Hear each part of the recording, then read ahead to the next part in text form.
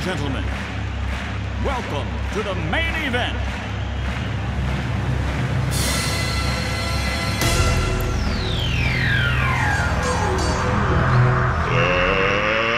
Let's get ready to rumble!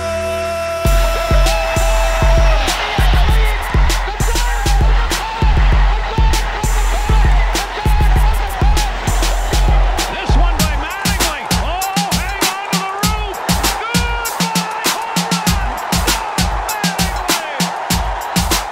Montana looking, throwing in the end zone.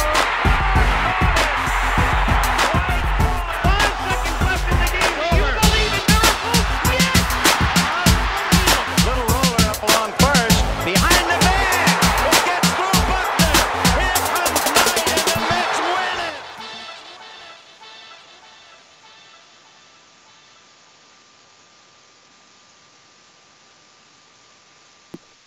Aww.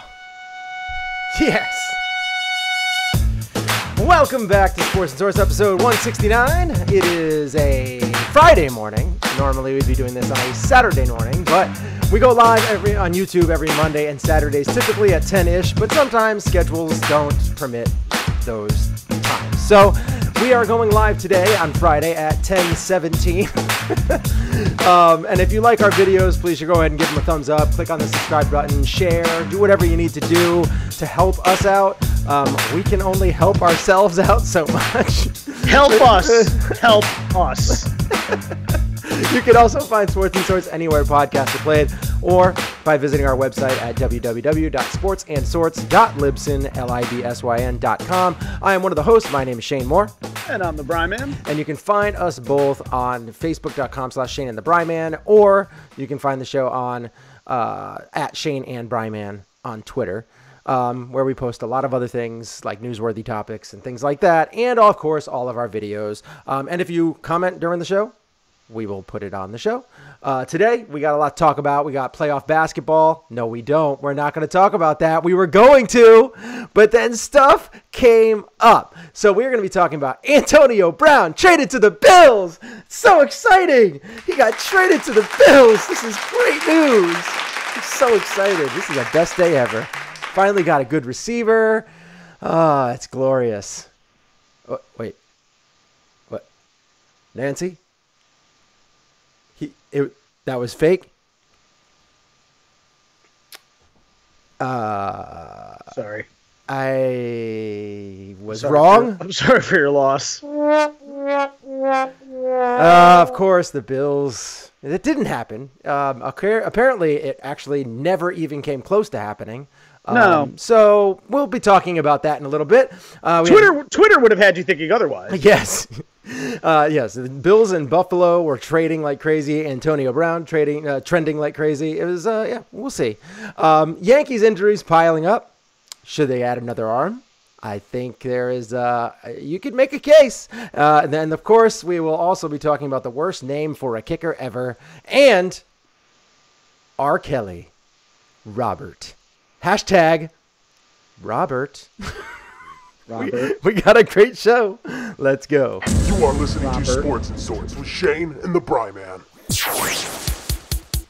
All right, so first thing we're going to get into is the NFL. Antonio Brown supposedly traded to the Bills. Oh, wait. Nobody wants to play in Buffalo. But it doesn't matter anyway because I don't know. Do you think he would actually turn a trade down to go play in Buffalo? I mean, they had that whole thing that happened originally where he got drafted, he got a call from Buffalo, and he was like getting ready to answer the phone, and then all of a sudden he sees the Pittsburgh Steelers number, the 412 or whatever it was, and he swiftly did that. I mean, smart move. I mean, you could go play with Ben Roethlisberger, or you could play with one of a handful of other, dump heaps that were a quarterback for the Bills. Probably Allen. I mean, look, the guy is on 30, which is the wrong side of 30. Once you're there, you're on the wrong side of it, especially as a receiver. Receivers and running backs, once you hit 30, the clock is immediately, you're like a ticking time bomb. Not everybody's Jerry Rice. And also, if you're Antonio Brown, the one thing that you need to do at this point is win a Super Bowl. And look, no offense to the Bills, they're not there. What? That's not the team that you want to be going to right now if you're trying to, but look, some of this is out of his hands too, of course. But he can basically kill a trade by saying, I'm not going to play there.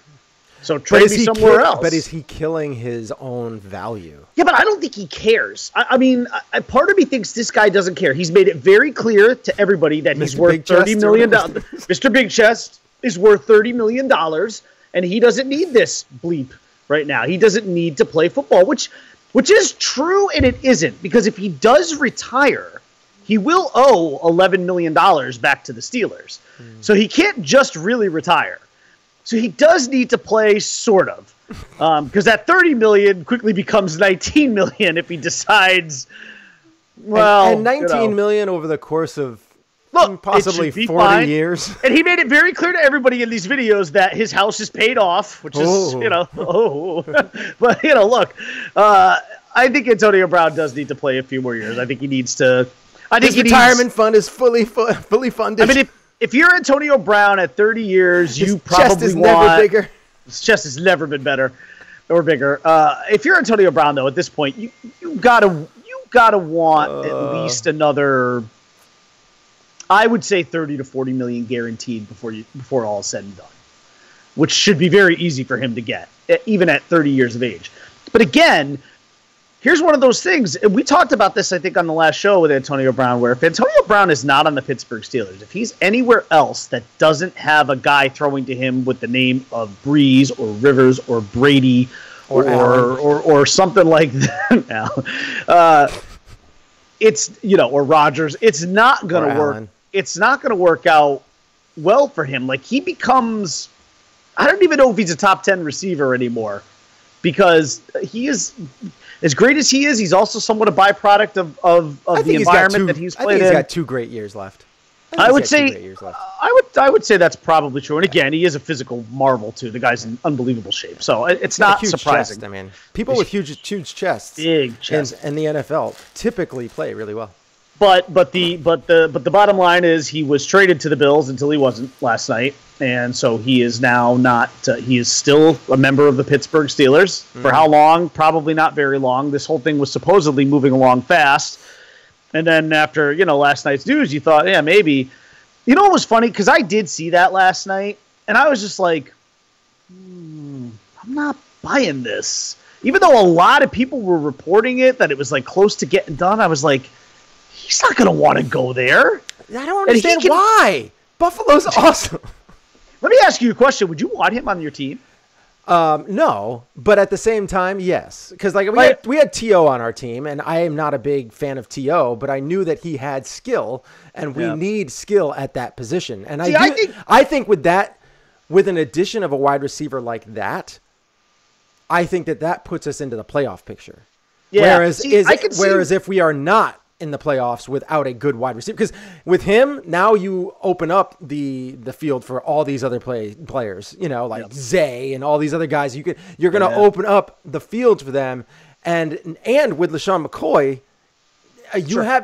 you have the ability to move the ball. You have a lot of weapons, and and their defense has been in the top 5 for the last 7 years. I mean, they have been a really good defense for a long time, and they're still a really good defense. Yeah. They could easily be a playoff team. Now, will they win it all? Probably not, but that's because they have a really young quarterback. But it all depends. I mean, who knows? Within the next couple of years, he's the kind of guy who could help Josh Allen and really hurt him, though, too. Well, because I mean, he's because if he doesn't like him, all of a sudden Antonio Brown's making noise. But what else is he going to get?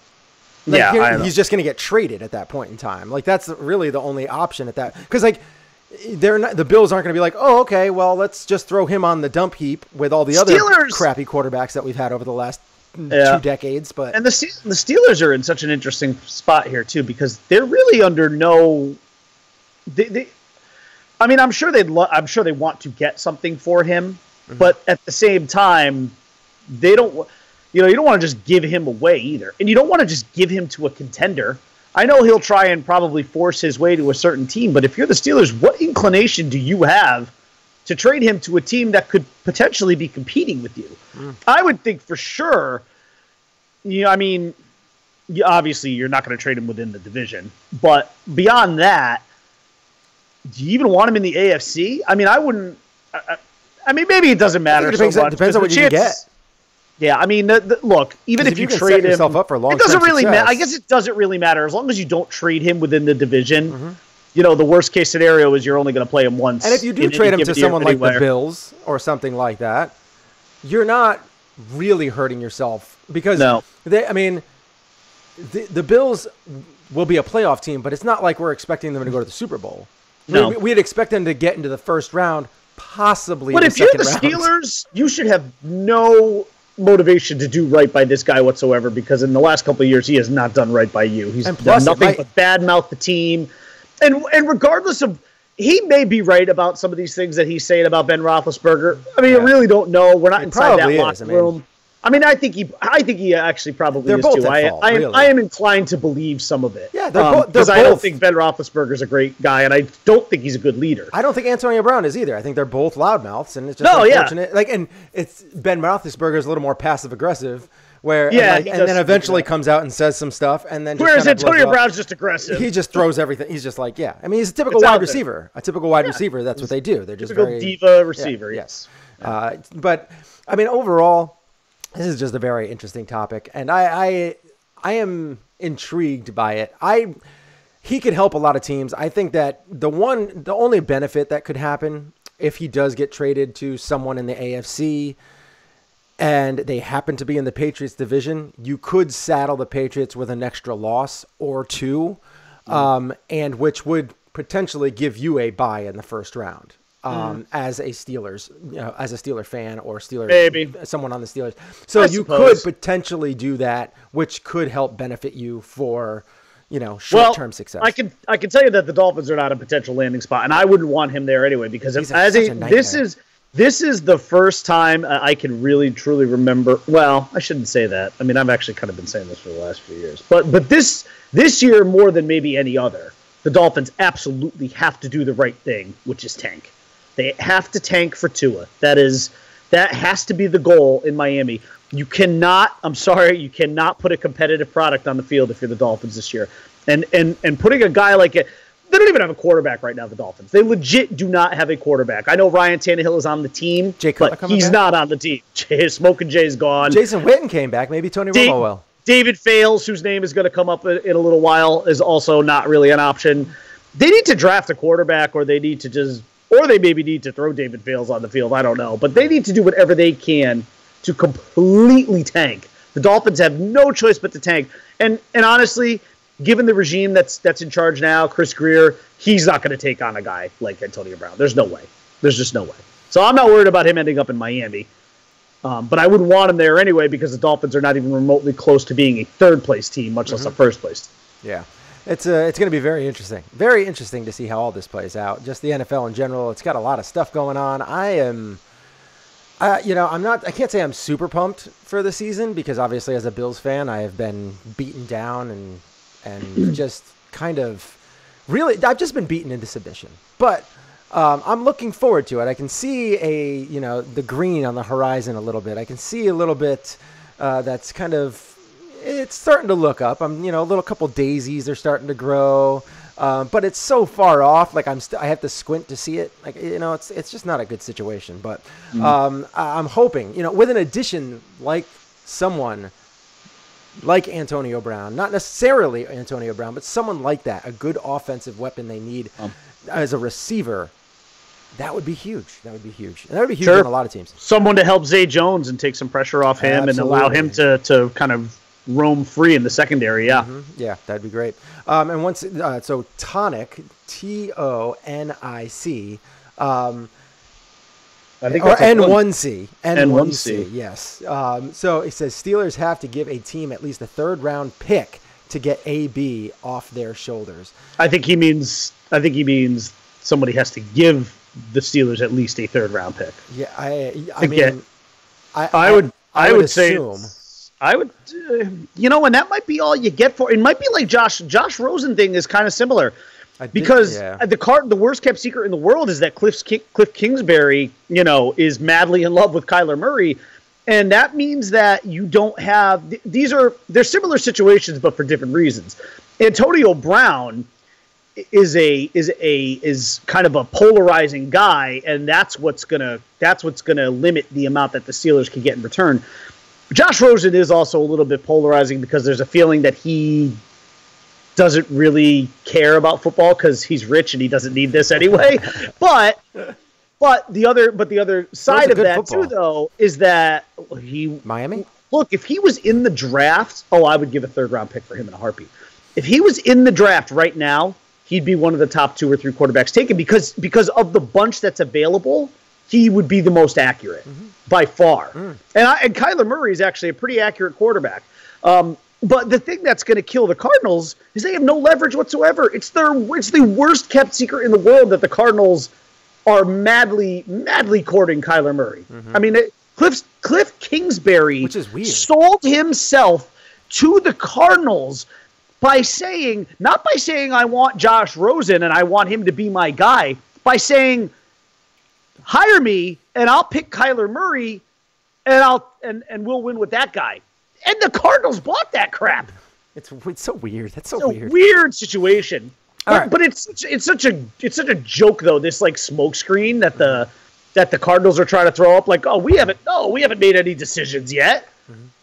Bull crap! Everybody knows you're picking Kyler Murray. It's a joke. All right, now let's switch gears here. The state of the Yankees. Yes, let's get into a little Yankiness, which is unfortunate. Yankee, not good. So the Yankees' injuries are piling up, and most of them are not surprising, I guess. But Severino has a bit of a shoulder discomfort, and even though he feels good about it after the initial MRI, should they go out and get another arm for the rotation? I'm like Dallas Keuchel, for instance, at this point, I would be fine with them adding him. I would welcome it. I don't know how I don't know how his facial hair will look, and sometimes he's already made it clear he would shave. Right, but sometimes when you strip people of their identity, which in this case would be his facial hair, I don't care who you are. Sometimes you can impact them. Yeah, it can. I mean, it really can. They start to dislike the way they look. I mean, I think that Andrew McCutchen had a difficult time with that. He came out and talked about it. Like he had a hard time. His son had a hard time with it. That affects you, and that can affect you mentally and physically. But it can. I think that it shouldn't, but it can. I can understand. I know it sounds a little dumb, but some people just really dislike themselves with the way they look when they look different like that.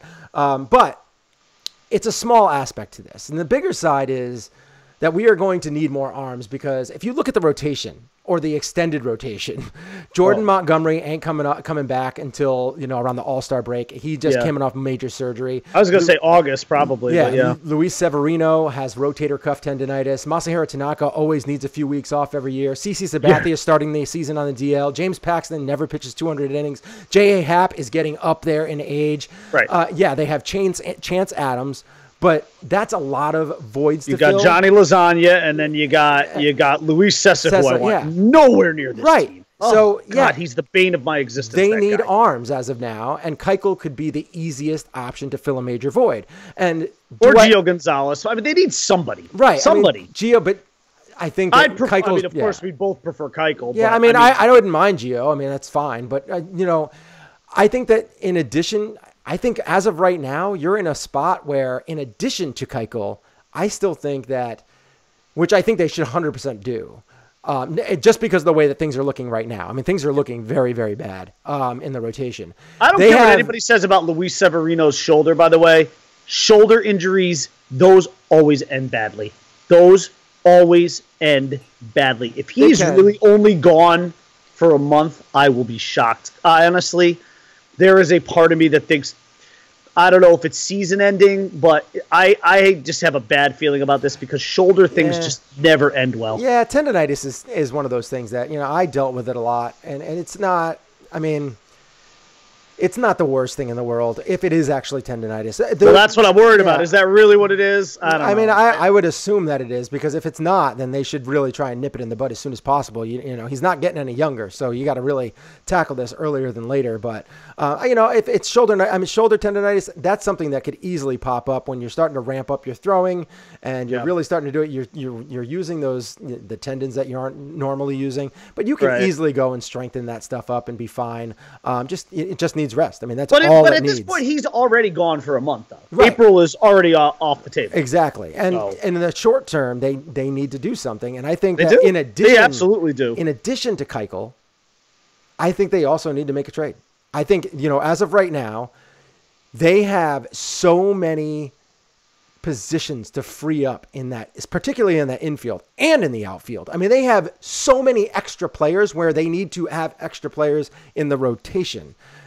This is something that is, I think, they're in dire need of. So I think that, one, with all of these different position players, it's time to switch something up. You got to switch something up. You got to do something. Make a move now. Those position players typically play more and typically don't get injured as much because they're not doing as many violent acts with their one particular spot. Pitchers get injured all the time. So I would probably decide to, you know what, this is the time we make we do something. We sign Keuchel. We send out some of this talent, you know, either one or two. And, you know, you can keep like a Greg Bird and just hope that he comes back. You can, and then move DJ LeMahieu to second, you know, shift over Glaber to third. Or if you decide to ship Glaber out and keep Andahar and keep him at third, like there are options. So I really think that it's time to really take a couple big moves. I mean, and one of them is add Keuchel and then make a big trade for somebody. We've been saying Mad Bum for a long time. That's going to be really difficult, but you could. Bottom line is, when you look at who's healthy, your top three guys, okay, Tanaka's arm is a ticking time bomb. I think we've always all felt that. J-Hap, at some point, is going to start pitching his age, which is 36, okay? Mm-hmm. And then you have James Paxton, who has never pitched more than 160 innings. Those are your three, quote-unquote, healthy guys. I'm sorry. And CC Sabathia is coming off heart surgery. He had an angioplasty. He's lucky to be alive, much less be the fifth or fourth option in a rotation for a team that has World Series aspirations. I'm sorry, but look, I know Cashman and the Yankees. Look, they've spent plenty of money this winter. We can't fault them for that. They still have a payroll that's past the luxury tax threshold. Mm-hmm. They haven't been cheap this winter. But you know what? You're going to have to open up the wallet here. They have to. And I know that Dallas Keuchel now, too, becomes actually more expensive just because he becomes a necessity for certain teams. The thing that worries me, too, about bringing a pitcher in at this point is that we are almost a month removed from when pitchers and catchers reported.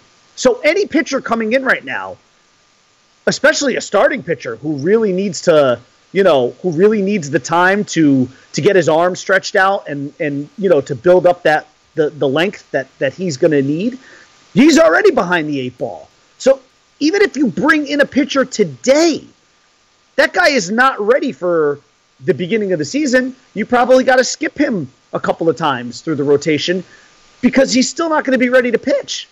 So it's not like they could just sign a Gio Gonzalez or even a Dallas Keuchel today and have him ready for opening week. That's not going to be the case.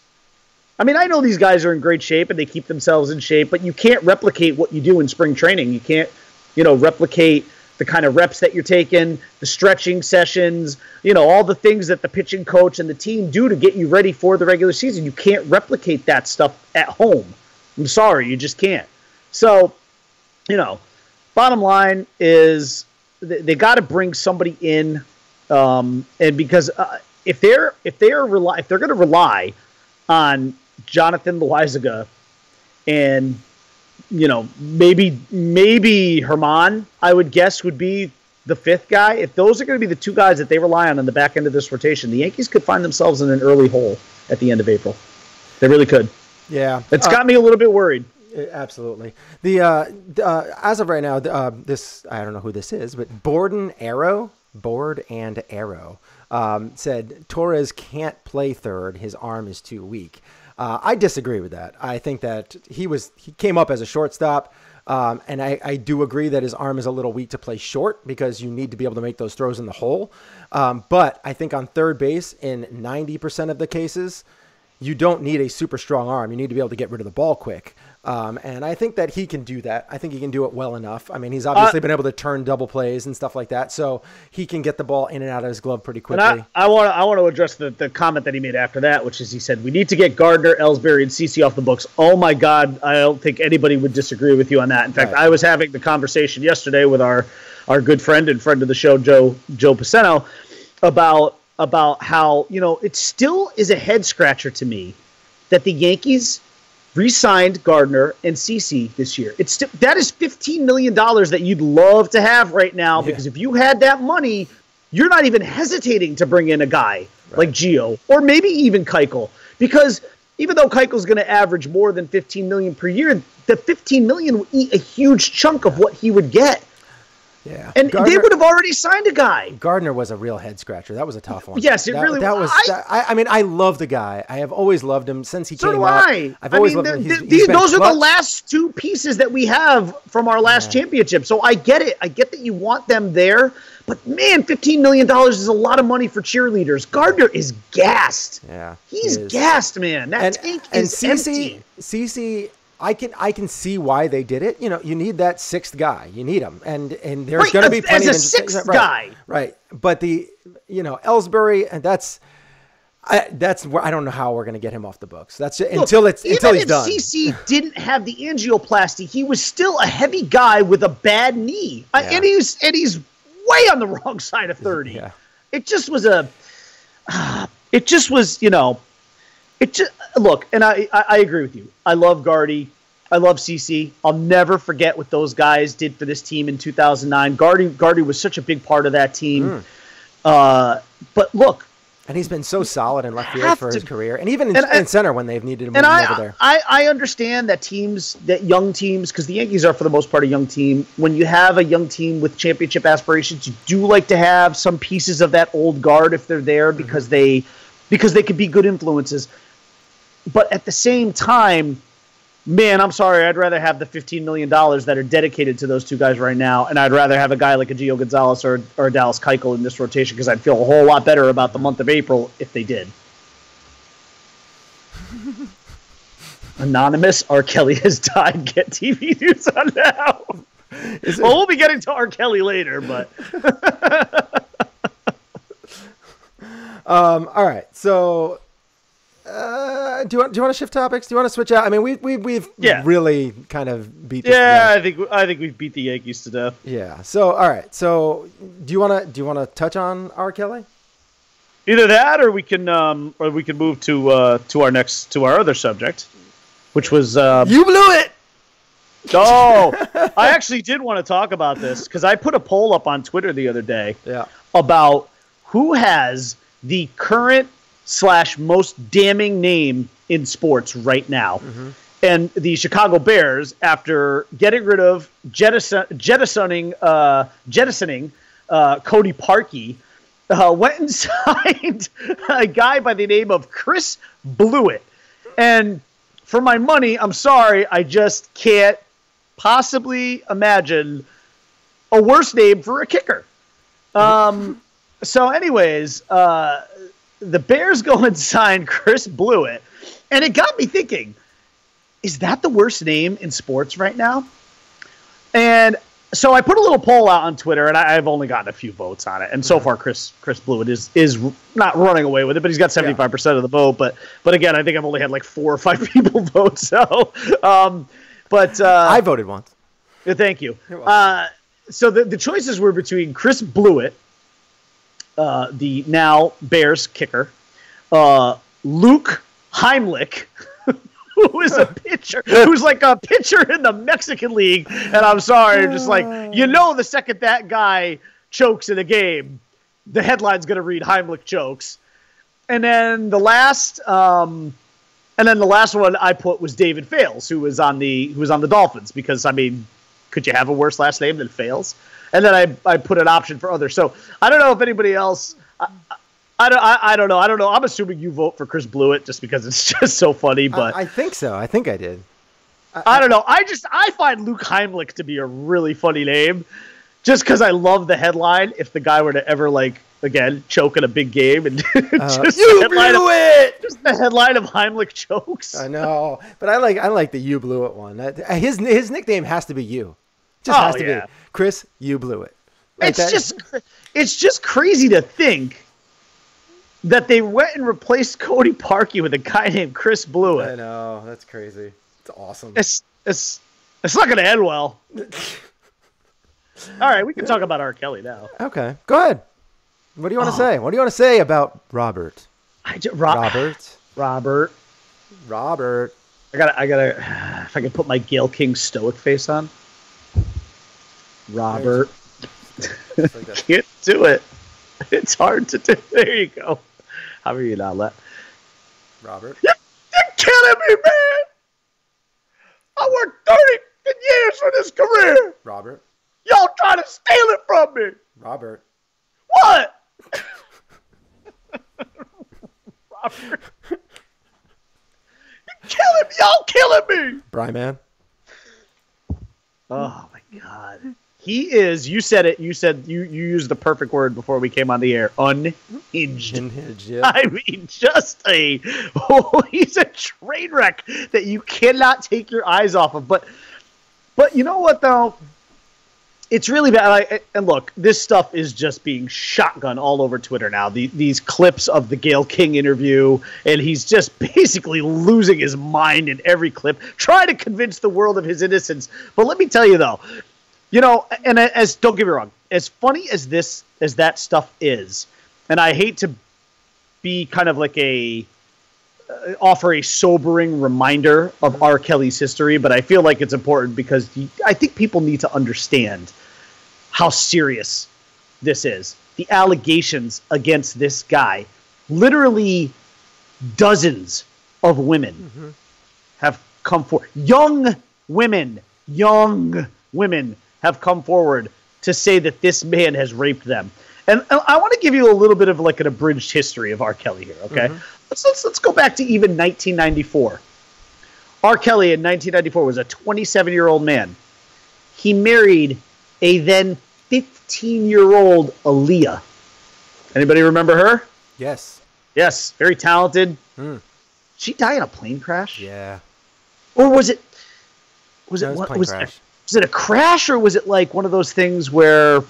No, I think it was a crash. Yeah. I can't remember if it was one of those things where it was too heavy. The plane was too heavy. Yeah. Okay, that's right. Okay, I was actually mixing it up with Payne Stewart, because Payne Stewart also died in a plane crash, and people get them confused all the time. They were all dead. They were all dead in the plane before that plane even touched the ground, because there was like an oxygen issue or something. Yeah. And like everybody in the plane died before the plane even crashed. It's crazy. So that was 94. In December of 2000, the first allegations of him having sex with minors came out. A couple of years later, Chicago police reveal an investigation into alleged child porn. Later that year, he was indicted on 21 counts of child porn. In May of 2008, the trial began. He was actually acquitted on all counts in June.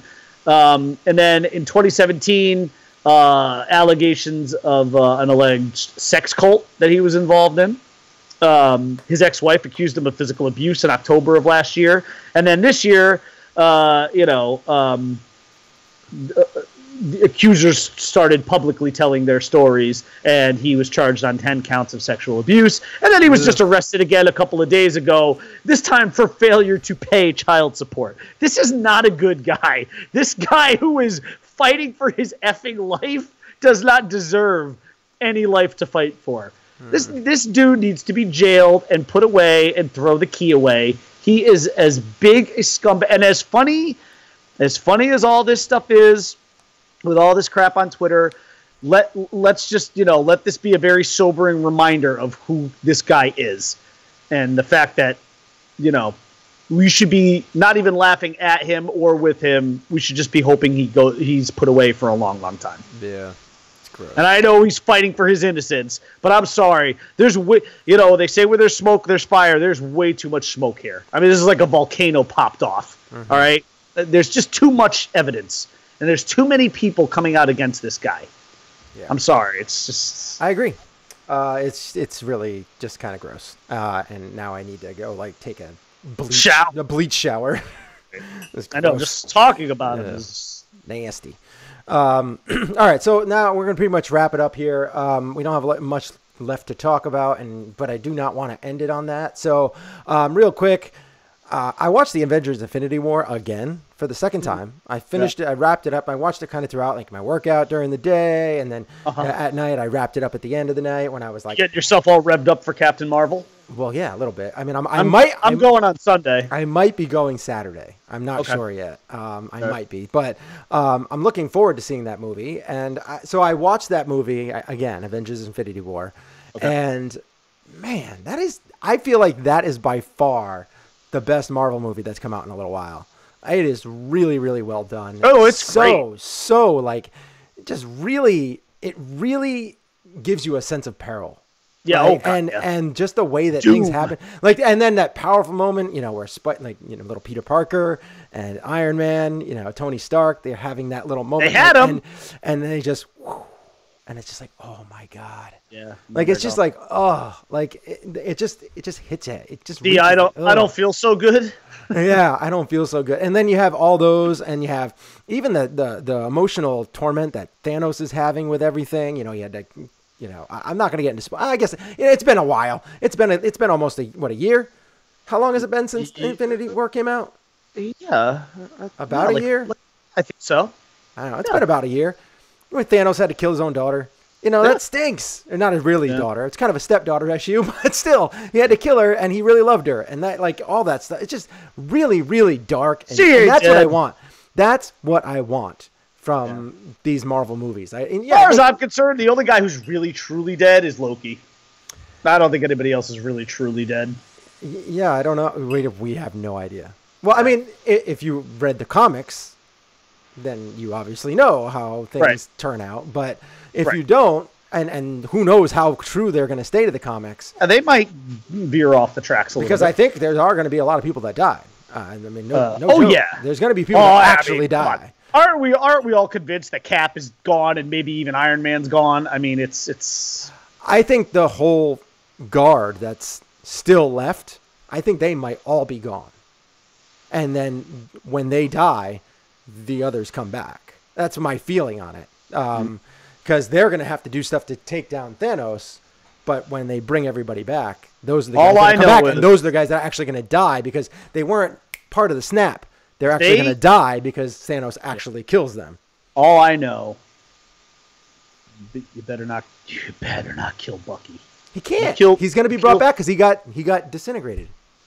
Okay. I think all the people that got disintegrated, like Black Panther and all that. Right. I think they're going to come back, whereas a majority of the characters that are still around are going to die at the hand of Thanos, not with the snap. Right. Doctor Strange is coming back. All those guys. Peter Parker obviously coming back. Obviously. So all those younger. All I'm telling you guys in Marvel, don't kill the Winter Soldier. He got that nice arm. Got that nice new arm and everything. We riot if you kill him. He's got to fill captains. That's all I'm saying. Yeah. Yes, he does. Falcon's gonna come back. Oh yeah. Ant-Man's gonna come back. They're all coming back. They're definitely killing Hawkeye there. I don't think so. I don't know. You don't think so? I don't know, man. He may be. Come on. He hasn't been in all of them, so he's got to go. I don't know, man. Don't get me wrong. I love Jeremy Renner, but he might come back. He might be back for good. I mean, he hasn't been in as many movies. They don't even have a Hawkeye movie. I don't know. They're not going to make one, but they don't have one. No, they won't. Yeah, they won't. And I feel like what's her face? Scarlett Johansson, have a Johansson, show about Black Widow. It's called Arrow. Black Widow's going to die. I think, but that's why they're doing a prequel. Yep. So that's just how my head works. But with all this. we so like I said, I'm seeing Captain Marvel on Sunday. Mm-hmm. Our good friend Tim Callahan saw it last night, and he said, "quote unquote," it's awesome. Oh, did he? There are two There are 2 end credit scenes. Ooh. He said one that is tied to Endgame, and then another one that's just sort of more what he called jokey. So, as usual, they usually do that. All right. Well, thank you guys for listening, watching, however you took this in. We hope you enjoyed the show. Please give it a thumbs up, subscribe, share, all that kind of fun stuff. We really appreciate read some of these comments. Yeah. Sorry. Things did get a little dark there with the R. Kelly discussion. We really appreciate fight for my life. Borden Arrow for commenting. We appreciate 2N1C commenting, and Anonymous just was getting a little crazy. I mean, he just basically said that R. Kelly had died, and I am assuming that's not true. And then Borden Arrow came on and said fake news. So I'm assuming that he checked it out. He could have. I mean, I don't know. Well, you didn't make either of us look, so yeah, we were concentrating on the show. Yeah, it's tough to do. Concentrating on this show is very tough to do. You really need a strong will, like Gayle. You got to be Robert.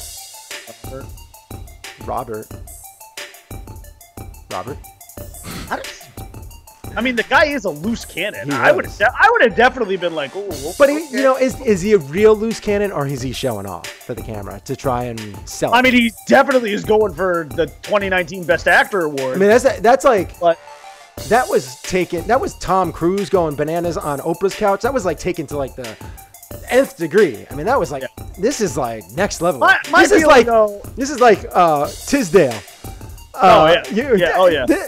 This is like him if he was in this position. Yeah. From Jerry Maguire. Yeah. Show me the money. Yeah. Dancing. Yeah. You're messing my life. I gave 30 years of my career. 30 years. I mean, it's crazy. He's bananas. He's nuts. BANANAS. Absolutely bananas. All right. Thank you, guys. We'll see you again soon on Monday, hopefully, and 10-ish. And I'm going to J. Tim's this weekend. I'm excited about that. Some wings. Not Jay Timberlake. Not seeing him. I'm going to get some wings at J. Timothy's. Tommy want wingies. Yeah, he does. Tommy like dirt wingies. Hell yeah. Get them dirt wings in me. Still, dirt wings. J. Tim's. Favorite wings that I've ever had. Still, to this day. And I've had Bidwell. Bidwell's very, very good. I love their sauces. Bidwell's are still my favorite. But J. Tim's, my favorite by far. You're gonna have to start trying some of my wings now, because we got one of those toasters with an air fryer in it, and holy cow! Yeah. And then I spin them in the Buffalo Wild Wing sauce that I get from I buy the 3-pack of sauce of Buffalo Wild Wings from BJ's. I air fry the wings. I buy the wings over at Big Y, and then I spin them in the Buffalo Wild Wing sauce. Yeah. You have no idea how I make my wings are bananas. And if it comes down to I'm talking about restaurants and stuff like that. Like I not only deep fry them, but I also smoke them and I grill them to get the little caramelization on the outside. And I make my own barbecue sauce. So wow, it's pretty good. Wow, look at you. I go bananas when it comes to cooking sometimes. I go bananas. Not like R. Kelly bananas, but y'all have a good weekend. Robert. What? I told everyone to have a nice weekend. It's as my daughter and her teacher like to say, it's Friday. Friday! Yeah. Not Friday. It's Friday. All right. Thank you. Peace out. See you Monday. Hopefully we'll both see Captain Marvel and be able to talk about that. That'd be cool. We'll talk about it on Monday. Yeah. We'll spoil it for everyone. One way or another, one of us is talking about it. That's right. At least one of us, unless we both don't see it. Then we'll find somebody who saw it. Bring them on. Fight for my life, y'all. Robert. No, I'm done. Peace. We are out. Okay.